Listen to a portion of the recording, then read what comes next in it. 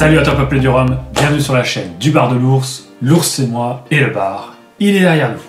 Aujourd'hui, vidéo dégustation du Smith & Cross Navy Strange, un rhum jamaïcain qui est très peu cher, qui a une belle histoire et qui à mon avis mérite d'être partagé.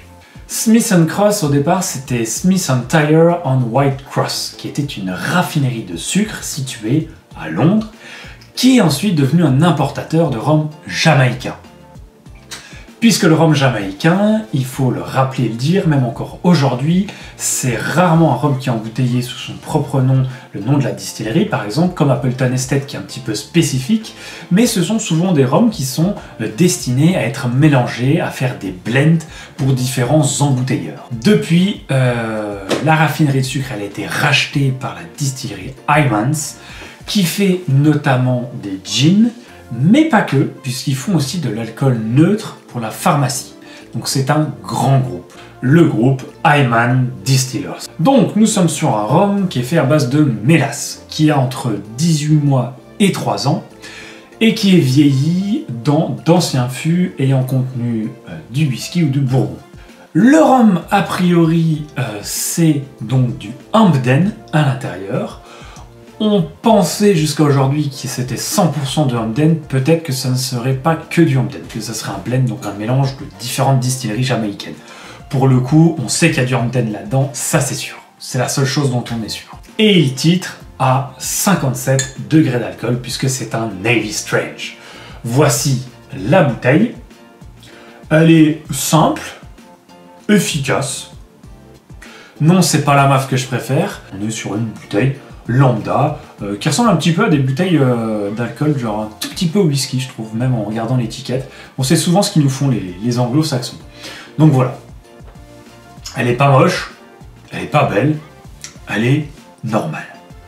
Classique. Mais ça fonctionne. Et c'est ça qui compte. Alors, avant toute chose, effectivement, vous allez me le dire dans la vidéo, je suis sûr, si je ne vous le dis pas, j'ai un verre Plantation Addict. Voilà. C'était pas spécialement destiné à le boire là-dedans, mais là pour le coup voilà, il était sous la main, je l'ai versé, j'ai pas réfléchi, c'est pas grave, on fera avec. Normalement on boit du Plantation là-dedans, mais on fera cette petite exception pour ce petit Smith & Cross. Et puis au diable l'avarice, faisons ce qu'on a envie, et puis c'est tout.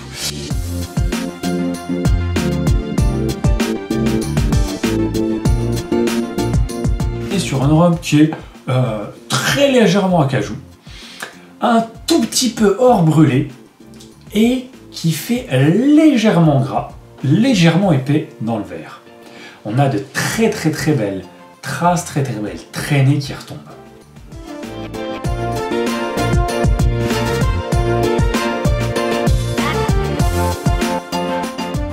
Alors le nez, on a tout de suite un côté très vif, on a effectivement une caractéristique jamaïcaine qui arrive tout de suite. Moi j'ai tout de suite des fruits, j'ai de l'ananas directement dans le nez.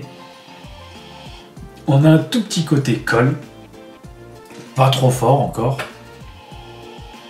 On sent qu'il y a du peps, ça bouge, c'est globalement assez fruité. Ça fait pas encore trop gras au nez. C'est un peu végétal et c'est marrant, j'ai avec cet aspect fruité un tout petit aspect qui me vient sur le café ou le caramel. Très léger, c'est bizarre. Et on a vraiment cette caractéristique jamaïcaine qui m'amène effectivement sur un côté très végétal. Avec beaucoup de puissance.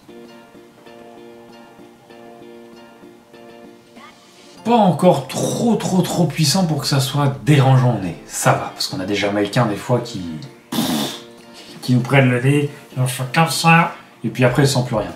Là ça va encore. Il y aurait même peut-être un petit peu de banane, un petit peu boisé, légèrement vanillé. C'est marrant parce que ça fait un tout petit peu gourmand pour un Jamaïcain au nez. Et on a quand même ce tout petit aspect fruits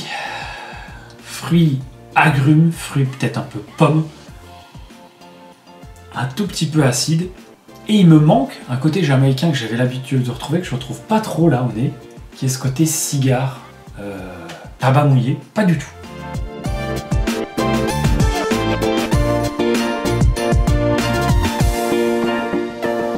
Alors, on a une bouche qui est très riche, qui est pas trop puissante encore, un petit peu vive, mais pas tant que ça, qui est assez fruité. Ça me plaît, j'aime bien. Ça fait un tout petit peu jeune. Il y a cet aspect végétal qui est là, effectivement. On a de la végétation un petit peu en bouche, luxuriante.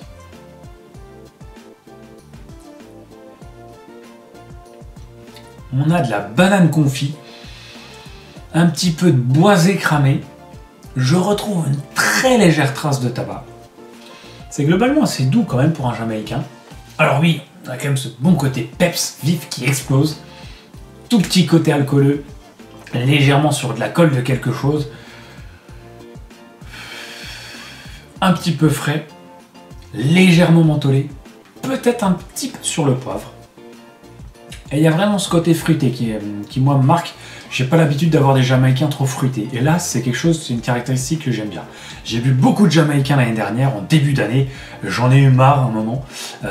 Et là, ça c'est un Jamaïcain qui est plutôt encore agréable à passer facilement. Pas trop puissant non plus. Tout en gardant cet esprit Jamaïque aussi un petit peu costaud, un petit peu wild. C'est un petit peu épicé quand même. Hein. C'est pas des épices douces, c'est des épices un petit peu fortes.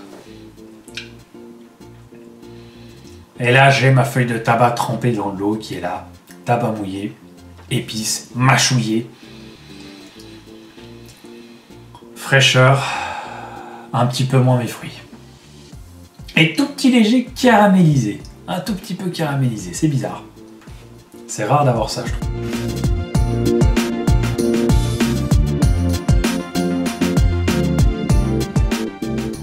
La finale, elle est plutôt longue, moyenne plus, on va dire. Elle est globalement assez chaude. On a de toutes petites traces de fruits. Et ça fait un peu gras. La finale est plus grasse que la bouche. Tiens, ça reste un petit peu là par ici. Ça fait légèrement mielleux, légèrement liquoreux comme ça. J'aime plutôt bien, mais c'est toujours très épicé. Et finalement, c'est pas si long que ça quand même. Ça s'estompe assez rapidement quand même.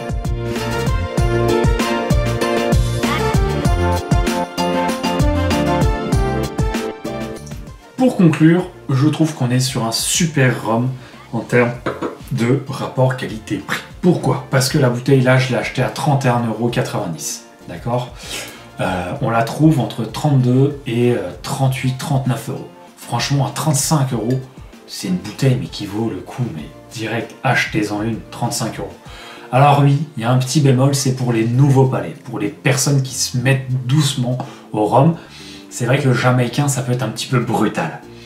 C'est plus brutal qu'un Appleton 12, qui est un peu plus doux. Et c'est un petit peu plus représentatif de la vraie Jamaïque que par exemple un Mézane XO. Le Mézane XO et l'Appleton 12 sont des bons débuts dans la Jamaïque, mais relativement doux. Là, on est sur quelque chose qui est vraiment jamaïcain. Vous voulez vraiment goûter du jamaïcain, vous voulez pas casser votre portefeuille, Smith & Cross, directement. Alors après, il est aussi énormément utilisé en mixologie. Il marche très bien en cocktail, et c'est logique. On est sur un 7 sur 10, parce qu'on est vraiment sur un beau produit qui fonctionne bien, qui est plutôt bien fait, qui est très représentatif des Jamaïcains sans être non plus trop fort, et surtout qui a un très bon rapport qualité-prix. 7 sur 10, sûr et certain. On aurait pu mettre un 6 sur 10 pour l'appréhension par rapport à ce que c'est, mais 35 € une bouteille comme ça, je peux pas mettre un 6 sur 10, c'est pas possible. En plus, c'est vraiment quand même quelque chose qui est bon à boire sec, mais qui est bon à utiliser aussi en mixologie. Donc là, pour le coup, 7 sur 10, sûr et certain. On termine là-dessus. Merci à toi, Peuple de Rhum, d'avoir visionné la vidéo. Comme d'habitude, n'hésite pas à commenter, partager, liker, venir sur la page Facebook. Et moi, je vous dis à très vite pour de nouvelles vidéos. Et surtout, n'oubliez pas, pas plus haut que le rhum.